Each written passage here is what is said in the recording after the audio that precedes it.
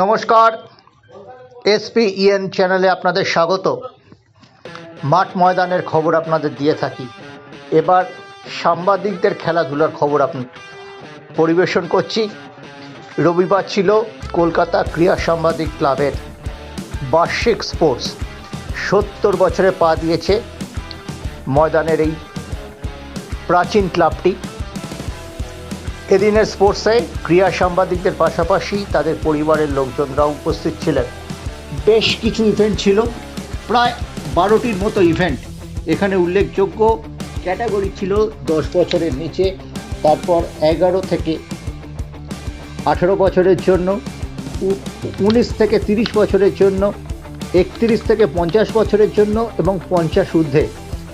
এই টুর্নামেন্টে যে বার্ষিক ক্রীড়া অনুষ্ঠান হলো, সেখানে কিন্তু সবচেয়ে প্রবীণতম ছিলেন ক্লাবের প্রাক্তন প্রেসিডেন্ট মানিক ব্যানার্জি। মানিকদার যে উইল ফোর্স, সেটা দেখার মতো। হাঁটুর অপারেশনের পরেও এই প্রতিযোগিতায় নেমেছিলেন এক সাংবাদিক। সব মিলিয়ে কিন্তু দারুণ একটা জমজমাট অনুষ্ঠান হয়ে গেল কলকাতা ক্রীড়া সাংবাদিক ক্লাবে। পরিবারের লোকজনরা ছিলেন 2 বছর আগে প্রয়াত অভিজিৎ সরকারের মেয়ে অলিভিয়া।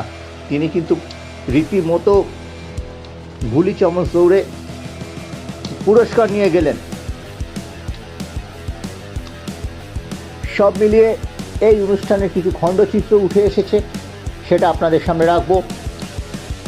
পুরস্কার বিতরণ অনুষ্ঠানে ছিলেন প্রাক্তন সিএবি প্রেসিডেন্ট অভিষেক ডালমিয়া।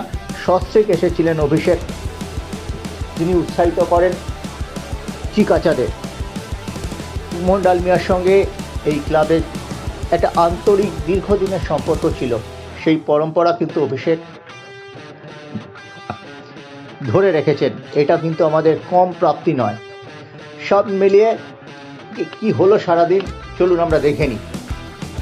ক্লাবের এই বার্ষিক ক্রীড়া অনুষ্ঠানকে সাফল্যমণ্ডিত করতে বিভিন্নভাবে এগিয়ে এসেছিল সেন্সার গ্রুপ, কেষ্টপুরে এক্সটেক, শাইন শাপ, ইমামি এবং ডক্টর চয়েস।